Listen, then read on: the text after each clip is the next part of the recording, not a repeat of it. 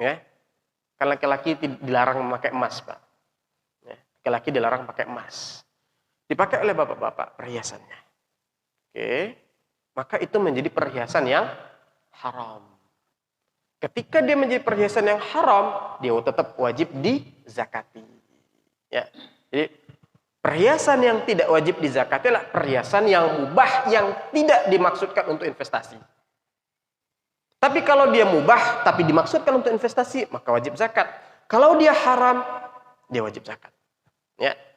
Nah, ini terkait dengan apa? Dengan emas dan perak. Ya, kemudian zakat pertanian kita cepat. Hasil ya, klasifikasi zakat pertanian. Hasil pertanian yang wajib dizakati adalah ya, buah-buahan. Buah-buahan apakah semua buah-buahan? Tidak, cuma dua. Kurma dan anggur. Ya, kurma dan anggur. Itu kalau buah-buahan. Ya, adapun buah-buahan yang lainnya, apel, mangga, jeruk, ya, dan lain-lain. Kalau di sini banyaknya daerah sini rambutan ya, Pak ya. Ya. Ya. Ini tidak wajib dizakati sebagai zakat pertanian, ya. Tapi nanti wajib dizakati sebagai apa? Zakat perdagangan. Kalau dia digunakan diperdagangkan. Tapi misalnya bapak-bapak di sini punya kebun rambutan, ya, buat dimakan sendiri saja misalnya, nggak dijual, ya sudah, ya, nggak terkena wajib zakat. Kemudian, ya, kategori yang kedua biji-bijian yang dipergunakan buat makanan pokok seperti apa? Gandum, beras, jagung, kacang-kacangan, ya. Semua ini, ya, ini apa? Wajib dizakati. Ya. Kalau apa namanya? Ubi bagaimana, Ustaz? Oke, ubi dia makanan pokok. Ya, di beberapa tempat ubi menjadi makanan pokok misalnya. Tapi dia tidak berupa biji-bijian. Sehingga dia tidak masuk yang wajib dizakati kalau ubi, ya. Baik itu apa namanya? Kalau orang Jawa dulu itu, Pak, itu ada namanya tiwul ya, Pak ya. Tiwul. Ya, tiwul itu karena nggak ada beras gitu ya. Karena nggak ada padi itu makanya pakai nasi tiwul itu, Pak. Ya. Ya, ubi yang dikeringkan kemudian diolah nanti. Ya. Jadi ini, ya, gandum, beras, kacang-kacangan, termasuk ini kacang padi, ya, kacang tanah, ini termasuk. Ya. Kemudian hasil pertanian yang tidak masuk kategori di atas dimasukkan ke dalam zakat perdagangan jika dimaksudkan untuk diperdagangkan. Namun apabila dimaksudkan untuk dikonsumsi saja tidak diwajibkan zakatnya. Ya. Seperti apa? Cabai, bawang, teh, kopi, sagu, sawit, dan lain-lain. Ya. Kemudian nisab zakat pertanian berapa? 5 wasak. 5 wasak itu berapa? 1 wasak sama dengan 60 sok. 1 sok itu kadar kita mengeluarkan zakat fitrah. Ya, 4 mud. Ya, 1 sok itu berapa? Kurang lebih ya 2,75 kilo. Ya. Nah, itu 1 sok. Atau nanti ada juga yang berpendapat 1 sok itu kurang lebih 2,5 kilo. Ya. Kenapa bisa berbeda? Ini saya jelaskan ya, Pak ya. Kenapa bisa berbeda para ulama? Ya. Karena sok itu ya, apa? Satuan volume, satuan takar. Sedangkan kilo itu satuan apa? Satuan berat. Nah, ketika mengkonversikan sok itu ke dalam yang dia satuan volume, satuan takar ke dalam satuan berat, maka apa? Maka kan ada variabel-variabel lain yang oleh para ulama dipertimbangkan. Nah, di sini kadang para ulama berbeda pendapat. Ya. Nah, maka nisab zakat pertanian adalah kurang lebih kita menggunakan hitungan yang ini 825 kilogram. Nah, 825 kilogram nih kalau di Indonesia kan padi ya, Pak ya. Ini gabah atau beras atau padi. Para ulama menjelaskan ba'da tangkiyah. Setelah apa? Tangkiyah, setelah dibersihkan. Jadi 825 kg ini adalah apa? Beras. Kalau gabah bagaimana? Kalau padi bagaimana? Nah, di sini dalam konteks ini kita biasanya kalau petani itu udah punya ukurannya, Pak ya. Kalau dia punya sekian kilo gabah, maka nanti berasnya akan sekian. Biasanya nggak meleset gitu. Nah, maka pakai ukuran itu. Misalnya tadi, oh ini saya udah punya 2 ton gabah.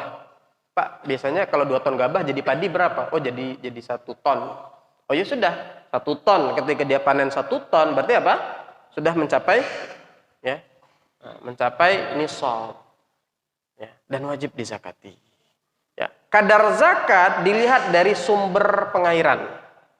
Ya, jika dalam pengairan itu dia tidak menggunakan, ya nggak pakai mesin Pak sekarang gitu ya. Ya. Maka apa? Ya, nggak pakai mesin, pakai solar kan? Nah, maka kadarnya apa? Sawahnya tak ada hujan. Ya. Ini biasanya yang tak ada hujan ini sawah-sawah di daerah pegunungan Pak. Ya, sawah tak ada hujan. Maka 10% Pak. Ya. Dikeluarkan zakatnya 10%. Ya. Al-usyur. Ya, 1/10. Ya. Berarti kalau dia panen tadi 1 ton, maka wajib dikeluarkan satu kintal. Ya. Tapi kalau jika irigasi, jika pakai mesin dan lain sebagainya, maka apa? Maka 5%, yaitu nisful usyur atau ya 5%, ya 1/20, ya 1/20, 5%. Kalau dia tadi 1 ton, maka wajib mengeluarkan zakatnya 50 kilo. Ya. Zakat pertanian tidak mempersyaratkan haul. Ya. Jadi panen sampai nisab langsung dikeluarkan. Ya. Nah, jadi ini ya terkait dengan zakat pertanian. Ya. Kemudian zakat harta terpendam, ya harta terpendam itu maksudnya harta karun ya, Pak ya. Ya. Ketentuan zakat barang terpendam, ya. Itu kalau kita menemukan barang terpendam atau harta karun, satu, ya, harus berupa emas dan perak. Kalau non emas dan perak tidak wajib dizakati. Ya. Kemudian yang kedua mencapai nisab emas tadi atau nisab perak tadi. Ya. 85 gram emas atau apa? 595 gram perak. Kemudian ya merupakan harta terpendam sebelum Islam. Nah, ini penting. Ya. Ini maka kalau penamaan di Indonesia harta karun itu ini Pak, betul Pak. Ya, karena kan karun itu sebelum diutusnya Nabi Muhammad. Sebelum Islam itu maksudnya sebelum diutusnya Nabi Muhammad. Ya. Jadi enggak semua harta terpendam itu harta yang kita temukan itu apa? Itu harta karun yang wajib dizakati. Enggak. Kita lihat kenapa di sini para ulama mengatakan ya dalam bahasa fikihnya itu dikatakan dafinul jahiliyah. Apa dafinul jahiliyah? Harta jahiliyah. Jahiliyah itu apa? Era sebelum diutusnya Nabi Muhammad Sallallahu Alaihi Wasallam. Ya. Terus kalau harta yang ditemukan setelah era jahiliyah nanti dilihat. Ya. Nah, misalnya nih kita di Indonesia menemukan harta karun misalnya Majapahit. Sebagaimana? Ya kita lihat dulu Pak. Ya, era Majapahit dengan eranya Nabi Muhammad itu sama enggak? Ya. Atau eranya Sriwijaya ya dengan apa? Dengan eranya Nabi Muhammad itu sama enggak? Kalau ternyata misalnya lebih duluan eranya Sriwijaya, ya berarti Nabi Muhammad belakangan, maka ketika kita mendapatkan harta karunnya Sriwijaya yang berupa emas dan perak dan mencapai nisabnya, maka ini termasuk nih harta terpendam yang wajib dikeluarkan zakatnya. Ya. Tapi kalau ternyata tidak, bagaimana? Nanti ada klasifikasinya. Ya, klasifikasinya seperti apa? Kalau dia harta, ya, harta, yang mana harta tersebut setelah Islam. Nah, negeri setelah Islam itu kan ada negeri Muslim. Jadi, ya, kan para sahabat berdakwah, ya, berjihad, kemudian apa? Islam tersebar ke negeri kaum muslimin. Sekarang misalnya Indonesia dulu di awal belum menjadi. Sekarang kita temukan di Indonesia misalnya harta karunnya Majapahit yang mana tadi Majapahit setelah Islam, kita anggap seperti itu misalnya. Maka bagaimana? Ini hukumnya hartanya fai. Ya. Fai itu apa? Fai itu secara fikih artinya adalah harta yang ditinggalkan musuh tanpa perang. Ya. Nah, kita tahu tadi misalnya Majapahit itu keajaran Hindu. Oke. Kemudian sekarang ini udah menjadi Islam nih di Indonesia, ya, di Jawa, ya, di Jawa Timur tempat pusat pemerintahannya Majapahit gitu kan. Maka hartanya fai. Ya. Maka fai, ya, maka itu untuk siapa? Untuk yang menemukan. Ya.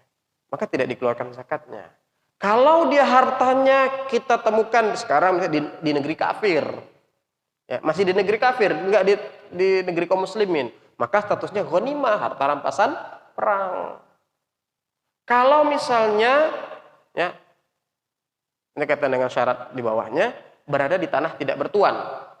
Kalau ternyata ada tanahnya itu milik fulan misalnya. Ya sudah, itu harta milik si fulan. Ya. Jadi ini kita nemu nih tanah di hutan. Kita nemu harta misalnya. Ternyata apa? Tanah itu sudah dikapling. Oh, tanah ini punya Pak Fulan. Maka apa harta itu punya Pak Fulan?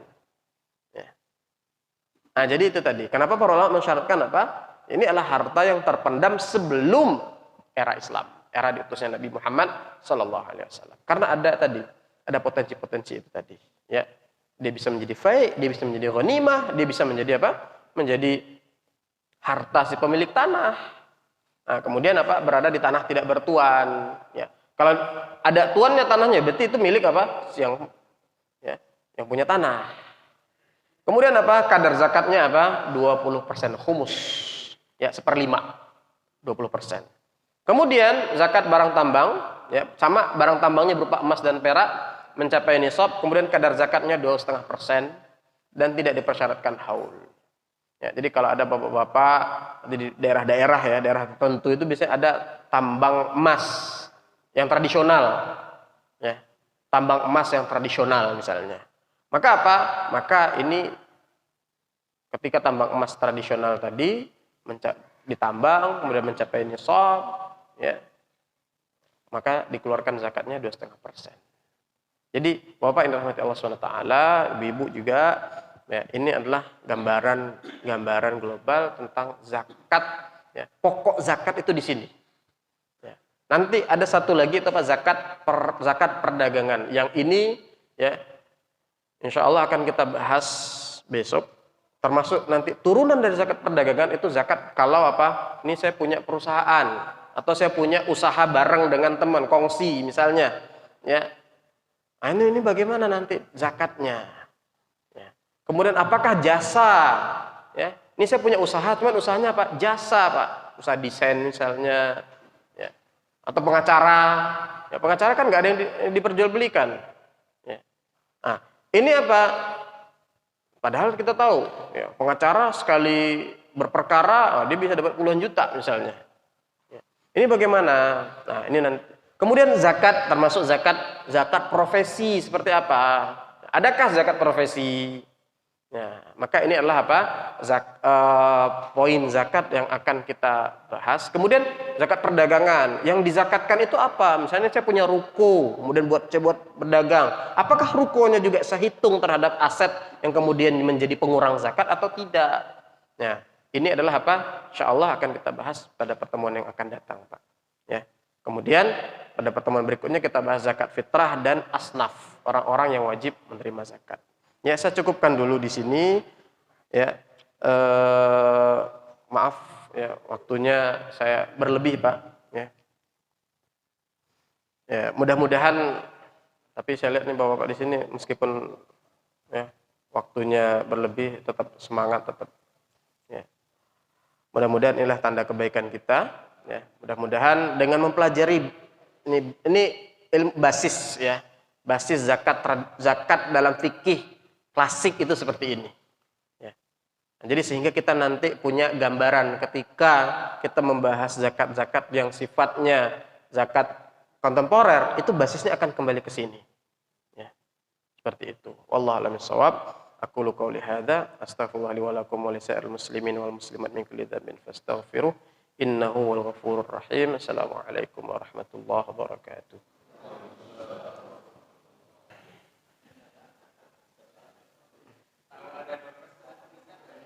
Silakan. Ada yang menulis dengan alat tulis? Baik, boleh. Oh, kalah sama ibu-ibu nih Pak.